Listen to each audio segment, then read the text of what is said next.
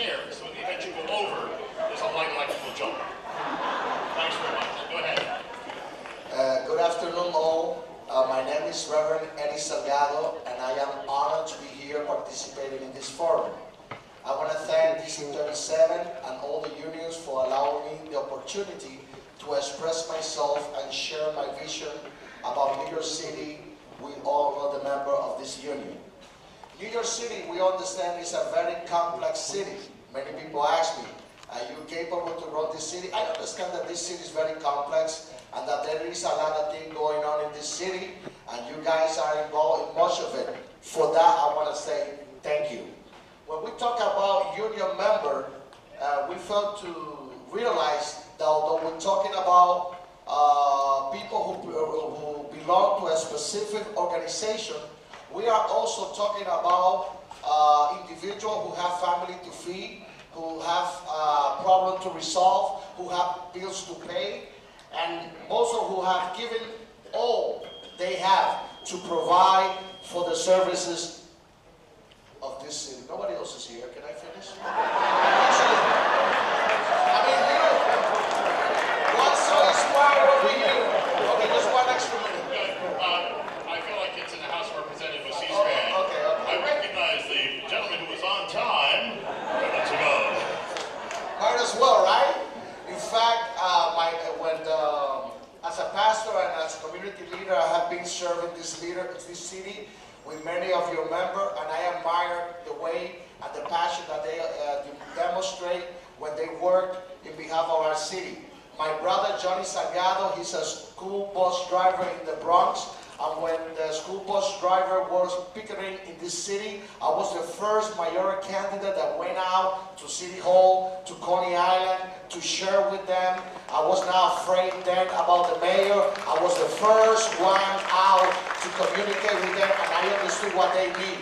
They need basically a contract that will ensure the future of their family, and that's what we're looking for. It's so difficult for us as member of this community, as a member of this city, to get a job in the city, and then we need a mayor who appreciates the human resource, which is the biggest asset that the city has of New York. Thank you so much.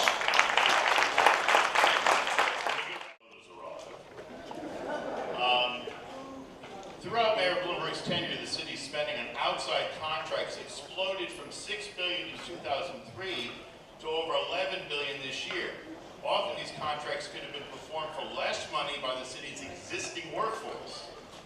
In light of the City Time scandal, where some of these outside vendors ripped the city off for more than $500 million, how would you approach the issue of outsourcing?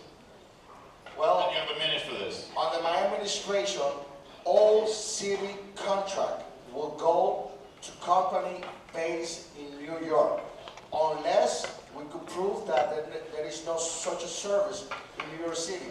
Even for Hurricane Sandy, most of the companies that were hired to do the cleanup, they came from other states.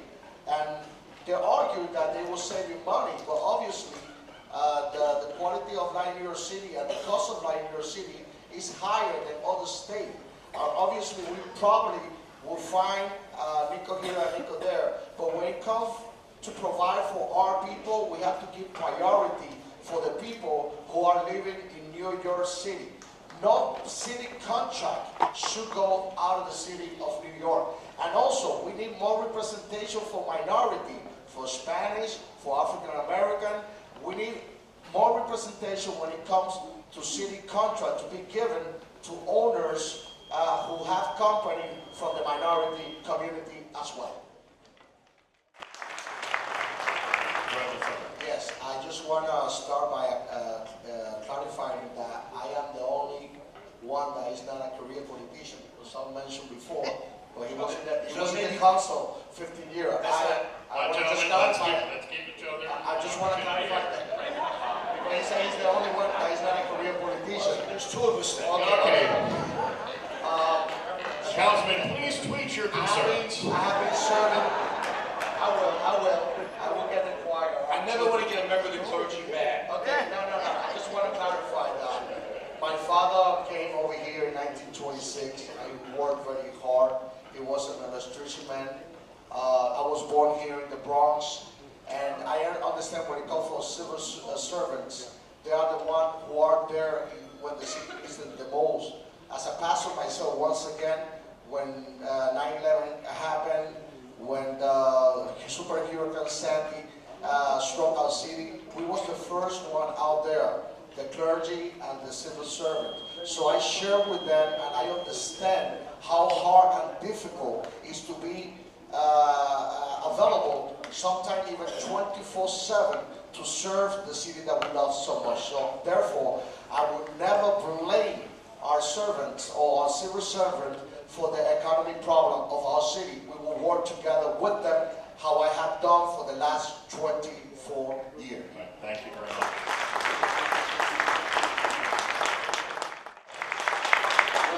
Well, what may be unique to resolve this kind of problem?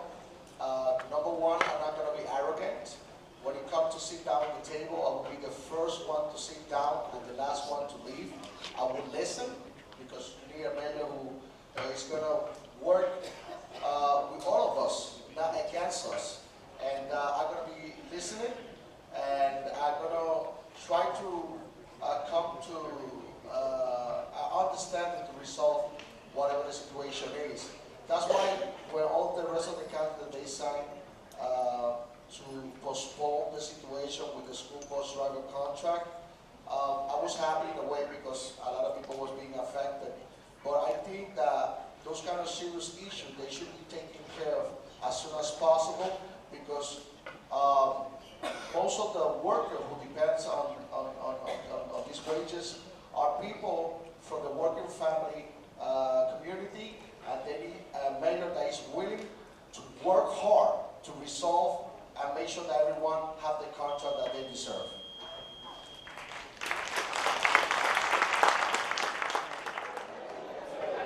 You give them 10 seconds before you know it, the whole night is gone.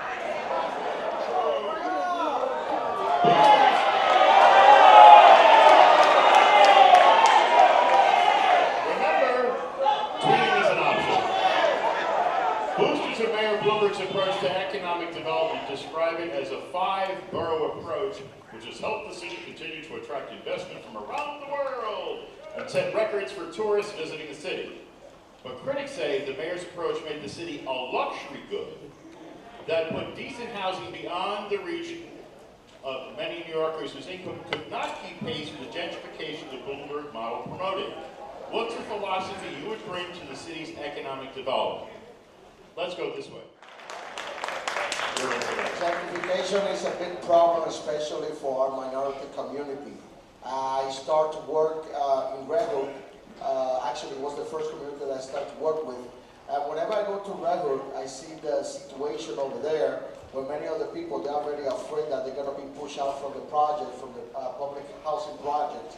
And that's a situation also that is occurring in El Barrio, in Upper Manhattan, in Washington Heights. We have to make sure that we stimulate the builder, the developer, to come to our shores and build new building that will be resilient to another superstorm. What the governor is doing right now is offering the people who were affected by Sandy to buy back their houses, and then they're going to get some money, and they're going to leave who else, who will know where they're going to go to buy a new house. We have to make sure that we turn our shore, like the shore of Puerto Rico, Santo Domingo, and Jamaica, with nice buildings built by developer, and we will make sure that they provide 30% of this housing for affordable housing, especially for the Sandy victims. Reverend, we're going to start on this side of this stuff a bit. Mayor Bloomberg has said improving the city schools was a top priority for his administration. Twitter sphere, please. It will live beyond our moment here. How would you grade his performance, and what do you hear from New Yorkers about the schools? Has there been a turnaround, and do you think mayoral control has been a success? First of all, I started a bachelor in early childhood education, and I spent in Boricua College, by the way, and I spent 6 months doing the internship in a public classroom. And the teacher over there, Miss Messina, she did a great job. She got 45 students in one classroom. And when I got out of there, it was unbelievable. I was unbelievable exhausted because I know how hard it is to educate our children. Right now, it's a failure. I haven't spoken to one person that told me, it could be a teacher, it could be a principal, it could be a parent, or even a student saying that we have a successful Department of Education. We have to reform it. And mayoral control, it is unacceptable. We have to make sure that in the PE panel, we have 5 representatives appointed by the mayor, 5 of them elected by the voter, and 3 of them should be independently elected by the community, so we can ensure that the community members fight for the best of the school district. Thank you. Councilman Alden. Without a doubt, I believe that taxpayers deserve to know how much is being paid on those claims. And yes, when the city tried to save money by reducing the amount of public servants, that's what you're going to have as a result. Tactic like stop and freeze. Right now, from 37,000 police officers, we went down to 34. So obviously, it's almost impossible to keep the city safe. The current administration is focused most in the statistic than in the reality. I know the reality because I am out there in the street. I believe that we have to raise our police officers' forces back to 37,000, and that way we would not have no need to use stop and freeze. The mayor insists that stop and freeze is in the benefits for the African American and the Latino. I say to him, thank you, but no thank you. We don't need stop and freeze. We need more police officers on the street, keeping their eye on our family and our children. Thank you so much. Thank you. Controller Council. We're going to catch you up with... Testing. There you go. Muy buenas tardes. Buenas tardes, Paco, también. Mi nombre es Luis Antonio Olivia, soy miembro del comité de líderes de la Hold on. He is going to say it in Spanish, and there's a gentleman next to him who will be translating. So Okay, please it'll be speak a bilingual easily. experience. If Mayor Bloomberg can do it, we can do it.